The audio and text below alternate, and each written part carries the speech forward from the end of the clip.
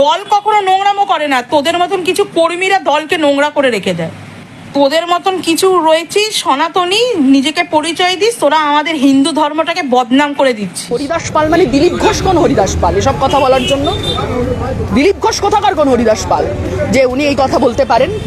উনি যে ধরনের কথা বলে থাকেন ওই ধরনের কথা মানে মনে রাখা উচিত না। উনি মন্ত্রী হয়েছেন সংবিধানের নামে শপথ গ্রহণ করে। সংবিধানটা ভালো করে পড়ে আসতে বলুন, কোন হরিদাস পাল, কে কোথাকার হরিদাস পাল, তারপর ভালো করে বুঝে যান। দিলীপবাবু চাইলে অন্য দেশে চলে যেতে পারেন, কিন্তু এই দেশটা সেকুলার। এই দেশে সব ধর্মের মানুষ একসাথে থাকবে, তাদের অধিকার নিয়ে বেঁচে থাকবে। যারা যারা পারবেন না তারা অন্য দেশে চাইলে চলে যাবে। পশ্চিমবঙ্গের মন্ত্রী সম্মানীয় দিলীপ ঘোষ মহাশয় রেড রোডের নামাজ পড়া নিয়ে বলছেন মুসলমানরা কোন হরিদাস পাল। ঠিক তার জবাবে আমিও বলছি, দিলীপ বাবু আপনি কোন হরিদাস পাল যে মুসলমান সম্প্রদায়ের বিষয়ে এত উল্টোপাল্টা কথা বলেন? উনি আরো বলছেন যদি নামাজ পড়া নিয়ে অশান্তি বা প্রবলেম হয় তাহলে বাংলাদেশ বা পাকিস্তান চলে যান। দিলীপ বাবু আমি আপনাকে বলি, এই ভারতবর্ষ তথা পশ্চিম বাংলা আপনার বাবার একার নয়, আমাদেরও অধিকার এখানে রয়েছে। সুতরাং নামাজ কোথায় পড়ব কি পড়ব না তার অধিকার কিন্তু আমাদের সংবিধান দিয়েছে। সুতরাং সেই বিষয়ে আপনার থেকে পরামর্শ আমরা নেব না। আসলে আপনাকে এই ন্যূনতম সম্মানটা কেন দিলাম জানেন? আপনি একজন মন্ত্রী বলে সম্মান দিলাম, নচেত এই ন্যূনতম সম্মানটাও আপনি পাওয়ার যোগ্য ব্যক্তি নন। একটা প্রবাদ বাক্য রয়েছে যে নিধনের ধন হলে দিবসে দেখে তারা, আর বাজা মহিলার সন্তান হলে ফাটিয়ে ফেলে পাড়া। আপনাদেরও ঠিক তেমনই অবস্থা হয়েছে। কারণ অনেক দিন অপেক্ষা করে চক্রান্ত করে শেষমেশ লক্ষ লক্ষ কেন্দ্র বাহিনী ইডি সিবিআই এর ভয় দেখিয়ে এবং ইলেকশন কমিশনারের ভয়ঙ্কর মারি চক্রান্ত করে কোন রকমে সরকারে এসেছেন। তাই আপনাদের মধ্যে এই অহংকারের পাহাড় জমে গেছে। দিলীপ বাবু আপনাকে বলি যে এই অহংকার ভালো জিনিস নয়।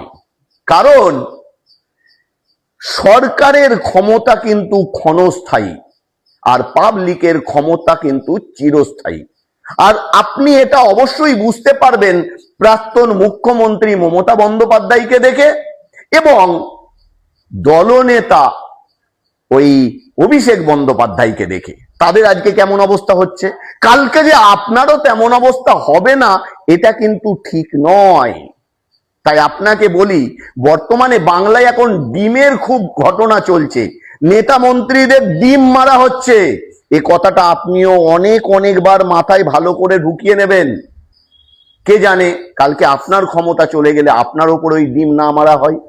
তাই আপনাকে বলি, রাজধর্ম পালন করুন, শুধুমাত্র একটা জাতিকে আরেকটা জাতির সঙ্গে লড়িয়ে দেওয়ার জন্য উল্টো পাল্টা বিবৃতি দেবেন না। আর সমস্ত আমার বন্ধুদের বলবো এই ভিডিওকে বেশি বেশি করে শেয়ার করবেন, কমেন্ট করবেন এবং আমার পেজকে অবশ্যই আপনারা ফলো করবেন। কারণ আমি সর্বদা জাতি ধর্ম বর্ণ রাজনীতি নির্বিশেষে সত্যকে আপনাদের সামনে তুলে ধরি এবং সর্বদা অন্যায়ের প্রতিবাদ করি বিনা ভয়ে, শির দ্বারা সোজা রেখে। সকলে সুস্থ থাকুন, ভালো থাকুন এই কামনা করি। ধন্যবাদ। আসলে প্রধানমন্ত্রী 21 তারিখ অর্থাৎ রোববার দিন রেড রোডে যোগা প্র্যাকটিস করবেন। সেই জন্য 21 তারিখ সেটা হবে। তার 7 দিন আগে থেকে কলকাতার বিভিন্ন রাস্তা বন্ধ করে দেওয়া হয়েছে এবং দিলীপবাবু সেই সূত্রে বলেছেন যে প্রধানমন্ত্রী আসবে তাতে রাস্তা বন্ধ হবে, চিফ মিনিস্টার আসবে তাতে রাস্তা বন্ধ হবে। এটাই তো স্বাভাবিক, হ্যাঁ খুবই স্বাভাবিক। কিন্তু দিলীপবাবু আরও একটা কথা বলেছেন যে প্রধানমন্ত্রী কত বছর পর আসছেন সেটা দেখুন। কিন্তু আমার মনে হয় দিলীপবাবুর শর্ট টাইম মেমোরি লস হয়েছে। কারণ প্রধানমন্ত্রী মানে আমাদের দেশের প্রধানমন্ত্রী ঠিক এই বিধানসভা ভোটটার আগে প্রায় ডেলি প্যাসেঞ্জারি করতেন এবং স্বরাষ্ট্রমন্ত্রী পশ্চিমবঙ্গের একদম পার্মানেন্ট সিটিজেনশিপ পেয়ে গেছিল, মানে পার্মানেন্ট রয়ে গেছিলেন। এবং আরও যে 19টা রাজ্যের মুখ্যমন্ত্রী তারাও এই পশ্চিমবঙ্গে রয়ে গেছিলেন। এবং প্রেসের লোকেরা দিলীপবাবুর কাছে আরেকটা প্রশ্ন করে যে যেখানে মুসলিমরা নামাজ পড়ছে ব্রিগেডের মাঠে, সেখানে এরকম রাস্তা আটকে প্রধানমন্ত্রী যোগা প্র্যাকটিস করবেন, সেটা কি বিচারিতার রাজনীতি নয়? তখন উনি বলেছেন যে মুসলিমরা 15 মিনিটের নামাজের জন্য কতক্ষণ রাস্তা আটকে রাখেন। এবং সব থেকে বড় কথা যে উনি বলেছেন যে রোববার দিন ছুটি ছাটা থাকে, যান চলাচল কম হয়, তাই জন্য মানুষের অসুবিধাটা একটু কম হবে, সেই জন্যই রোববার দিন রাখা হয়েছে। দিলীপবাবু হয়তো জানেন না, আসলে সারা জীবন রাজনীতি করেছেন, তো চাকরিজীবী তো দিলীপবাবু ছিলেন না, তাই জন্য উনি জানেন না যে রোববারও অনেক অফিস খোলা থাকে। মানে এই যে হসপিটালস, বিভিন্ন রকমের কর্পোরেট সেক্টরগুলোতে রোটেশনাল শিফট চলে, সেইগুলোতে যে রোববারও অফিস যেতে হয় সেটা দিলীপবাবুর জানা নেই। তাই জন্য বলবো দিলীপবাবু, আপনি প্লিজ জেনে শুনে প্রেসের কাছে বাইট দেবেন। এবং আপনি যে কথাগুলো বলছেন আজকে, সেই সূত্রে আপনাকে একটা কথা মনে করিয়ে দিই। বেশ কিছু বছর আগে, মানে ঠিক 1 বছর আগে, 1-2 বছর আগে যখন জগন্নাথ মন্দির উদ্বোধন হলো, আপনাকে সেই সময় আপনারই দল পাত্তা দিচ্ছিলেন না। মানে হ্যাঁ, ভোটের রাজনীতিতে তা একদমই পাত্তা দিচ্ছিলেন না, এবং রাজনীতির ময়দানে মানে ভোটের ময়দানে আপনাকে একদমই দেখা যাচ্ছিল না। আপনাকে তারা আনওয়ান্টেড করে রেখেছিলেন। সুতরাং আপনি শটাং চলে গেলেন, সস্ত্রী সহ আপনি জগন্নাথ মন্দিরে চলে গেলেন, এবং তৎকালীন যে মুখ্যমন্ত্রী অর্থাৎ মমতা বন্দ্যোপাধ্যায়ের সাথে আপনি বেশ ছবি তুললেন, হাসাহাসি করলেন, গল্প করলেন, খাওয়া দাওয়া করলেন, এবং প্রেসের কাছে আপনি আরও একটা বাইট দিয়েছিলেন সেই সময় যে সত্যিই তো সবার পক্ষে অত দূরে যাওয়াটা সম্ভব নয়, কাছে পিঠে যদি একটা জগন্নাথের মন্দির হয় তাহলে আমরাও দেখতে আসতে পারি এবং সকলেই দেখতে আসতে পারে। এবার জগন্নাথ মন্দিরটা জগন্নাথ ধাম নাকি জগন্নাথ মন্দির তা নিয়ে আমাদের কোনো মাথা ব্যথা নেই, মানে পুরো পশ্চিমবঙ্গের মানুষেরই মাথা ব্যথা নেই। তার কারণ হচ্ছে ওই জগন্নাথ মন্দিরটাতে, মানে দীঘায় যে জগন্নাথ মন্দিরটা আছে, সেখানে ভগবানের মূর্তি আছে এবং সেখানে গেলে ভগবানের দর্শন করা যায় এবং তার থেকেও বড় কথা ভগবানের পুজো দেওয়া যায়। সুতরাং ওটা ধাম হবে না মন্দির হবে তা নিয়ে বাংলার মানুষের মাথা ব্যথা নেই। আপনাদের মাথা ব্যথা মানে কিছু ব্যক্তিগত, মানে কিছু মানুষের মাথা ব্যথা থাকতে পারে, তাছাড়া বাকি মানুষের মাথা ব্যথা নেই। এবং সেই সময় একটা গন্ধ পাওয়া যাচ্ছিল যে দিলীপবাবু হয়তো একটু তৃণমূল ঘেঁষছিলেন। তাহলে তার কারণ হচ্ছে আপনি বেশ ভালোই তৃণমূলের সপক্ষে কথা বলছিলেন সেই সময়। যাই হোক, সেটা আপনার ব্যক্তিগত ব্যাপার। কিন্তু যেই এই ভোটটার সময় বিজেপি দেখলো যে আপনাকে ছাড়া ভোট বৈতরণী পার করাটা একেবারেই অসম্ভব, ঠিক আপনাকে ডেকে নিল, আর আপনিও আনন্দের সহে চলে গেলেন। যাই হোক, চলে তো গেলেন বিজেপিতে, বিজেপির ভোট বৈতরণীর পাঠটাও করে দিলেন এবং নিজেও একটা মন্ত্রিত্ব পেলেন। তাতে আমাদের কোনো অসুবিধা নেই, আমাদের বাংলার মানুষের অসুবিধা নেই। কিন্তু দিলীপবাবু, আপনি একটা কথা বলুন। আপনি বললেন যে তারা কোন হরিদাস পাল, মানে যারা নামাজ পড়ে তারা কোন হরিদাস পাল।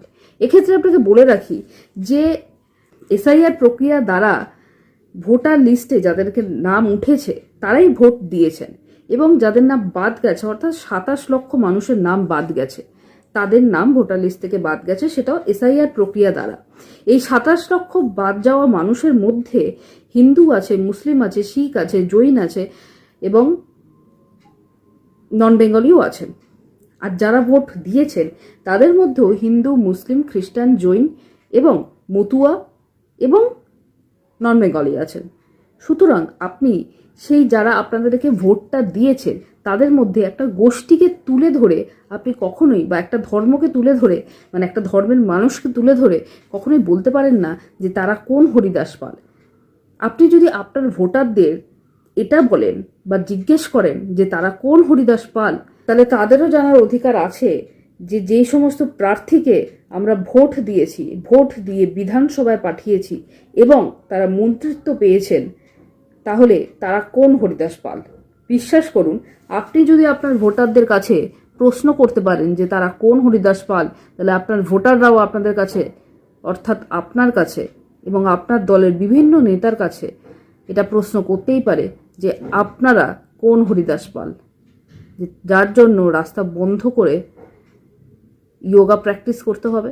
আপনারাও তো যোগা প্র্যাকটিসটা ওই ময়দানের মাঠে করতে পারতেন, বিশাল বড় মাঠ, কারোর কোনো অসুবিধা হতো না। রাজনীতির সূত্রে খবরে ভেসে থাকার জন্য ভুলভাল প্রেস বাইট দিতে হয় জানি, কিন্তু তা বলে এতটা ভুলভাল প্রেস বাইট, এটা ঠিক মান্যতা পায় না।